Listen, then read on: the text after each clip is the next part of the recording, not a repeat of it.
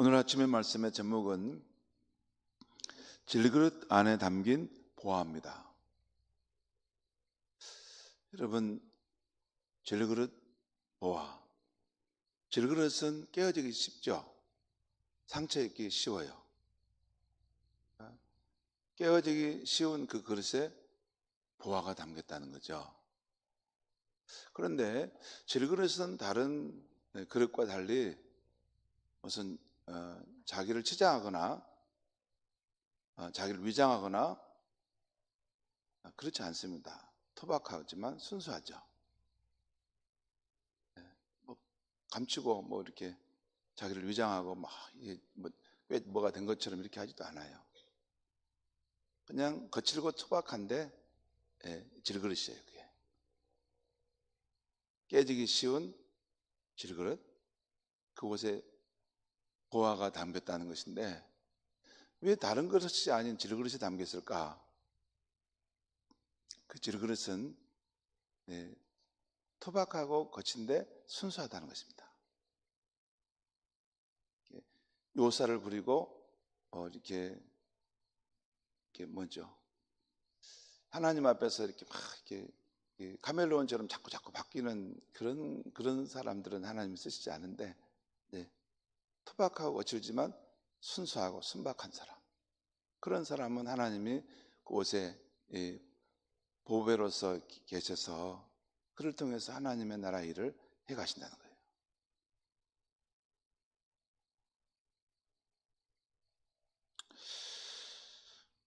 거예요. 오늘 우리가 사는 이 세상은 이렇게 아주 좋은 그릇, 화려한 그릇도 많습니다. 근데 또 질그릇도 있어요.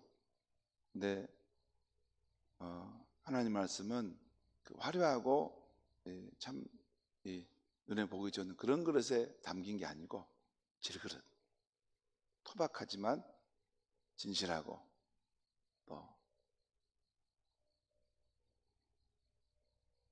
가식이 없는 그런 순수한 마음으로 주를 믿고 따를 때 그곳에 보배이신 자신을 담아두신다는 겁니다.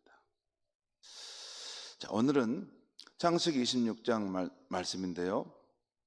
여기에는 아브라함과 이삭이 그 아버지의 그 아들이라는 것을 보여주는 그런 이야기가 나옵니다. 지난날 아브라함이 저지른 실수를 그 아들 이삭이 동일하게 저지르는 실수를 보여줍니다. 창세기 12장 10절 이하를 보면 아브라함이 가나안 땅에 살 때 기근이 들자 그 땅을 떠나 애굽으로 떠나간 이야기가 나옵니다. 그때 애굽 왕이 두려워서 자기 목숨을 지키기 위해 그 아내를 루이라 속인 일이 있습니다. 또 창세기 20장에서도 그랄로 갔을 때 오늘 블레셋 왕 아비멜렉에게도 자기 아내를 루이라 속인 일이 있었습니다. 이 아버지 아브라함에게 있었던 일이에요. 바로 그런 일이 그 아들 이삭에게도 동일하게 저지러지고 있다는 것입니다. 오늘 말씀 1절과 2절 말씀을 제가 읽겠습니다. 아브라함 때 첫 흉년이 들었더니 그 땅에 또 흉년이 들매 이삭이 그랄로 가서 블레셋 왕 아비멜렉에게 이르렀더니, 아브라함 때 첫 흉년이 들었는데 또 그 땅에 흉년이 들었다는 것이에요. 두 번째 큰 흉년이 들었다는 거죠. 그래서 이삭이 그랄 지방으로 가서 블레셋 왕 아비멜렉에게 이르렀다. 여러분, 그랄 지방이 어디냐면 이 이스라엘 지도를 찾아보면 그 예루살렘 베들레헴 그 근방에 있습니다. 거기서 좀 서쪽으로 이제 지중해 해변 쪽으로 나아가는 그쪽에 그랄 지방이 있어요. 거기도 가나안 땅에 속한다고 할 수 있습니다.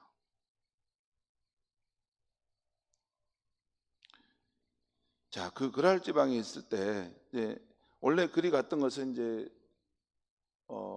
이삭은 지금 이제 흉년이 크게 들어서 가나안 땅은 어렵겠구나, 비옥한 땅 저 애굽으로 내가 가야 되겠다, 그 생각을 하고 움직였던 것 같아요. 그 상황에서 여호와 하나님께서 나타나서 하신 말씀입니다. 2절 말씀 보겠습니다. 2절 여호와께서 이삭에게 나타나 이르시되 애굽으로 내려가지 말고 내가 내게 제시하는 이 땅에 거주하라. 3절에서 5절까지 보겠습니다.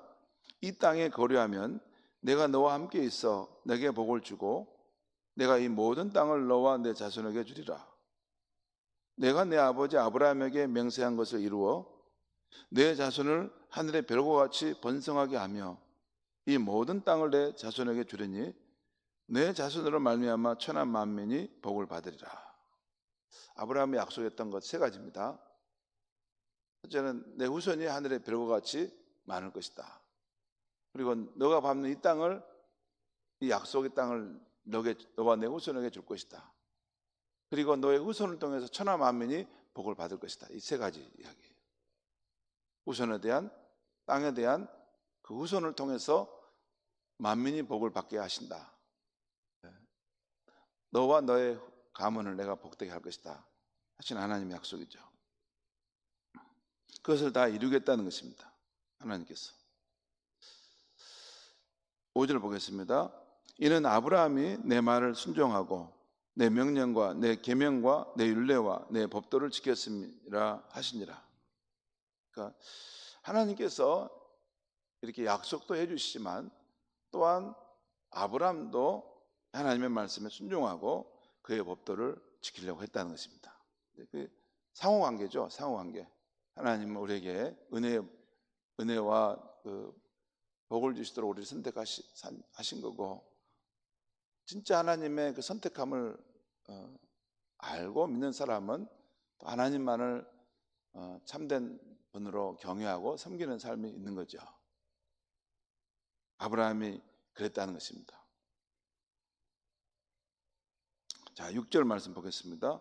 이삭이 그랄에 거주하였더니, 거기 6절에 하나 빠진 것이 있다면, 아무튼 하나님께서 이삭에게 나타나 이런 말씀을 해주시니까 그래서 이삭이 그랄에 거주했다. 더 이상 이게 애굽 땅으로 내려가지 않고 그 하나님의 약속의 땅에 머물러 있었다는 거죠.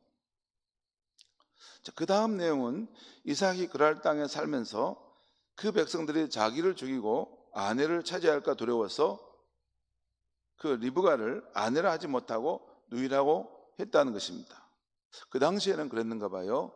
뭐 지금처럼 치안이나 경찰 이런 게 있어가지고 뭐 이렇게 국가가 사회가 지켜주는 게 아니죠. 그러니까 특별히 다른 도시, 다른 지역으로 가면 그곳에 있는 그 토박이들이 또 낯선 이방인들을 함부로 대할 수 있고, 또 그 함께 있는 여인이 예쁘면 그 남자를 죽이고 또 그 여자를 데려갈 수도 있는 그런 시대였던 것 같습니다. 그래서 이삭이 그랄 땅, 이방 땅에 살게 됐는데 그 백성에 대한 두려움이 있었다는 거예요. 그래서 그 리브가를 아내라 하지 못하고 누이라고 했다는 것입니다. 처음에는 이 술수가 통해서 그곳에서 어느 정도 안전하게 생활할 수 있었습니다. 그런데 어느 날 이삭이 그 아내 리브가를 껴안는 모습을 아비멜렉이 창문을 통해 보게 된 것이에요. 우연히 보게 된 것이죠. 그래서 이삭을 불러 이렇게 말하는 것이었습니다. 꼬중했죠. 분명 내 아내이거늘 왜 그가 내 누이라고 했느냐 하면서 공개적으로 꾸짖었습니다. 그 내용이 오늘 본문에 나와요. 그러잖아요. 아니, 당신은 아내인데 왜 누이라고 해가지고 우리한테 헷갈리게 하고, 잘못하면 우리 백성이 그 당신 아내를 이렇게 그냥 처녀인 줄 알고 취하려고 해서 죄를 짓게 만든 거요. 지금 그 말한 겁니다. 아비멜렉 왕이 이삭에게 내가 우리에게 죄를 짓게 할 뻔했다 하면서, 그런데 감사하게도 모든 백성을 향하여 명령하기를 이 사람이나 그 아내를 함부로 대하지 말라. 그런 자는 죽일 것이다 선포하고 그 가정을 보호해 줍니다. 여기까지가 오늘 말씀의 이야기입니다. 여러분, 성경을 우리가 읽어보면 우리는 그 결과만을 이렇게 기록되어 있는 걸 보는데 이 과정, 어떻게 그 아비멜렉 왕이 이삭과 리브가에 대해서 우호적이고 또 좋은 마음으로 그를 보여주려고 했는가? 여기 설명 안 나왔죠? 그러잖아요. 그 과정은 우리가 잘 몰라요. 근데 우리가 추측할 수 있는 것은 하나님께서 그 사이에 어떤 그런 역사할 수도 있습니다. 사람이, 여러분, 정권을 가진 사람도 어떤 사람을 보는데 왠지 모르게 이 사람을 이렇게 좋게 보고 싶고 또 이 사람이 잘 되기를 바라는 그런 마음이 있을 수 있죠. 저는 그 굉장히 중요하다고 생각해요. 우리 자녀들을 키우는데 우리 자녀들이 지금 이렇게 사회생활 하려고 그러지 않습니까? 근데 어떤 사장과 어떤 상사는 우리 자녀들을 대할 때 왠지 모르게 좋게 봐주고 자꾸 이렇게 더 아껴주고 너가 앞으로 더 잘 돼서 훌륭한 사람이 되면 좋겠다. 그럴 수 있지 않습니까? 그건 우리 인간이 못해요. 우리 인간이 못해. 그런데 이제 그 블레셋 왕 아비멜렉이 아무튼 이삭이 한 것을 보면 거짓말을 하고 좀 이렇게 못된 일을 한 것 같은데 아무튼 그건 그거고 이 사람에 대해서 이 사람 하나님을 믿는 사람인데 뭔가 이렇게 어떤 그 사람을 통해서 뭔가 느낌이 있었던 것 같아요. 그래서 이 사람을 함부로 손대면 안 된다. 그래서 누구도 이 사람을 손대서는 안 된다 하고 이제 선포했던 거죠. 그래서 이삭과 리브가가 그곳에서 보호받게 되었다는 것입니다. 여기까지가 오늘 본문의 말씀입니다. 오늘 말씀에서 우리는 한 가지 영적 교훈을 살펴보려고 합니다. 오늘 리브가의 남편 이삭의 이야기는 자기 아내를 변변히 지키지 못한 호갱과 같은 이야기입니다. 여러분 호구 아세요? 호갱이? 예, 그런 거 있습니다. 어수르게 해가지고 남이 함부로 이렇게 딱 해도 될 만한 순진한 친구 말이에요. 이 남편으로서는 참 부끄러운 이야기죠. 자기 아내조차 변변히 지키지 못하고 뒤에 치맛바락 뒤에 숨어가지고 당신이 좀 이렇게 알아서 하고 내가 좀 안 죽게 해줘 이렇게 이런 분위기 아닙니까? 예, 그런 말 해도 모르겠는데 좀 쪼다라고 할 수 있죠. 그런 상황이잖아요. 그렇죠? 그런데 이런 일이 믿음의 조상 아브라함만이 아니라 그 아들 이삭에게도 지금 일어나고 있다는 것입니다. 성도 여러분, 믿음의 조상 아브라함이 누구입니까? 또 이삭이 누구입니까? 하나님의 약속과 보호하심을 신뢰하고 믿음의 길을 가는 사람들 아닙니까? 오늘 이삭에게 나타나서 하나님은 내가 너와 함께 있어 내게 복을 줄 것이다. 또 아브라함에게 맹세한 것을 다 이루어 줄 것이다. 이렇게 든든하게 말씀해 주지 않았습니까? 그런데도 아브라함도 이삭도 실제의 삶에서는 하나님의 보호하심을 신뢰하기보다는 자기의 방책과 거짓을 의지하고 있는 것입니다.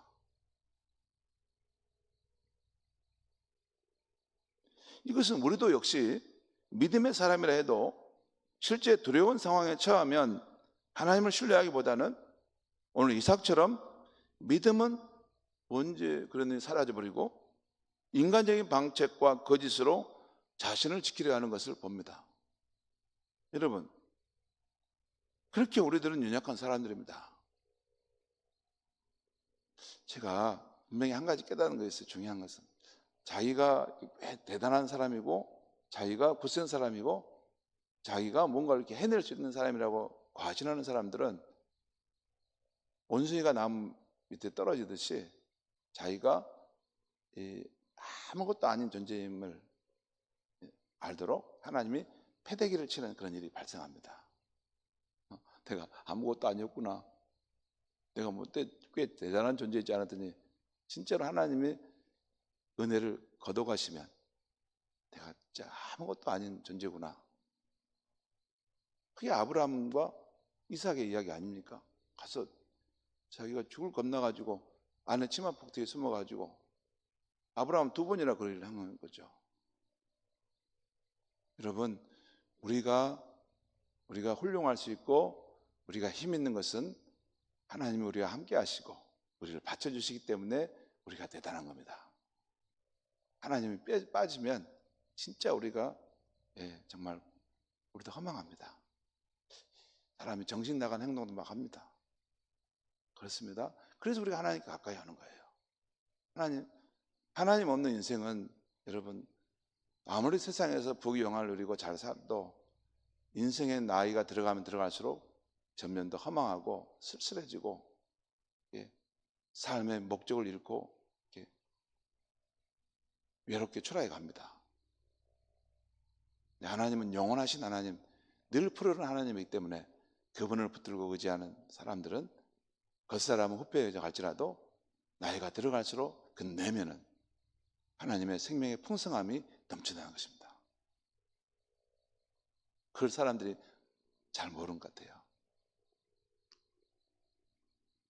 제가 전에도 말씀드렸지만 파주시장 하신 분을 제가 봤는데 이 파주시장 할 때는 대단한 권세를 가지고 인구도 많습니다. 한 100만 정도 되니까 하는데 떨어지고 나와가지고 이제 교회 나오는데 진짜 얼굴이 초라하고 참 이렇게 폐인 같은 모습으로 왔다 가고 가시더라고요. 근데 이제 그걸 보면서 그러니까 자기가 의지하는 힘의 동력을 어디다 뒀냐는 거죠. 세상 권력, 세상에 있는 그 무엇을 그런 직이나 이런 것을 의지하면 그것은 하루아침에 사라질 수 있지 않습니까? 그럼 자기가 아무것도 아닌 존재가 나온 거예요. 그런데 우리가 영원하신 하나님, 늘 푸르른 예수님을 우리 마음속에 모시고 살아가면 삶이 주변에 요동치더라도 우리의 삶은 늘 그 길을 굳건하게 걸어갈 수가 있는 것입니다. 그게 신앙인의 매력이고 신앙인의 능력이고 신앙인의 파워인 것입니다.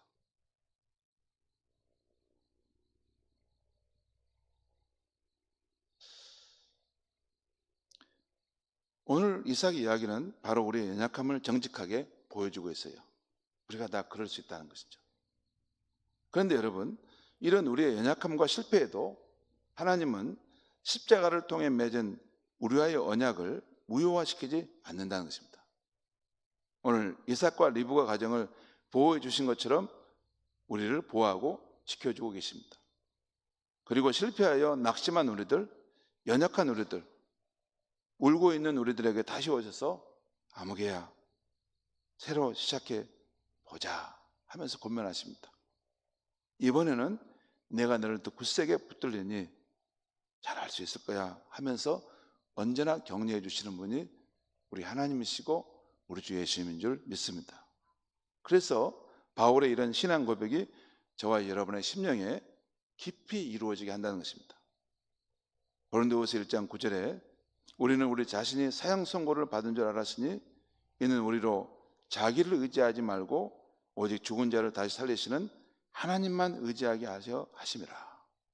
하나님만 의지하게 하셔. 우리는 지르륵같이 연약한 인생 아무것도 아닌 건데 하나님이 얼마나 크고 놀라우신 분인지 오직 하나님만을 깊이 심령 깊이 의지하고 살아가는 삶이 되도록 하셨다는 거예요. 또한 고린도후서 4장 7절에 우리가 이 보배를 질그릇에 가졌으니 이는 심히 큰 능력은 하나님께 있고 우리에게 있지 아니함을 알게 하려 함이라. 주르륵 같은 우리 인생에 보배이신 그분이 와 계세요. 그것은 심히 큰 능력이 하나님께 있고 우리에게 있지 않다는 것을 말하는 거예요. 여러분, 어떤 직분을 얻고 어떤 자리에 가고 세월이 지났다고 대단한 것처럼 생각하면 반드시 넘어집니다. 선줄로 생각하면 곤두박질 치는 그런 일을 당합니다. 하나님 빼면 우리 인생 별거 아닙니다.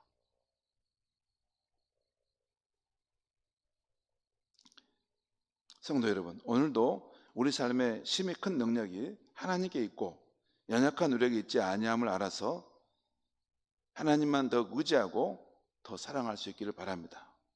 우리의 보배이시요 생명의 주가 되신 예수 그리스도를 더욱 의지하고 사랑함으로 오늘도 승리하는 삶을 살아가는 저와 여러분이 되기를 바랍니다. 기도하겠습니다. 하나님 아버지, 이 아침에 질그릇 안에 담긴 보화라는 주제로 말씀을 전했습니다. 깨지기 쉽고 또 상처 입기 쉬운 질그릇 같은 우리지만 우리 안에 보배이시고 생명의 주가 되신 예수 그리스도께서 성령으로 늘 함께 하시고 역사하고 계십니다. 하나님 아버지, 심히 큰 능력이 하나님께 있고 우리에게 있지 아니하다는 것, 우리는 한갓 마른 막대기와 같은 뿐이고 우리는 스스로 열매 맺을 수 없는 가지인다는 것을 늘 기억하게 하여 주시옵소서. 생명의 포도나무이신 예수님께 늘 연결되고 늘 예수님을 더욱 사랑하고 의지함으로 예수님이 우리를 통해서 승리하시고 역사하시고 또 하나님의 그 계획과 뜻을 이루어 가심으로 하나님께서 영광 받으시는 그러한 인생들이 다 될 수 있도록 하나님, 예수님, 성령님 우리의 생명이 되시고 우리의 보배가 되어 주시옵소서. 예수님의 이름으로 기도합니다. 아멘.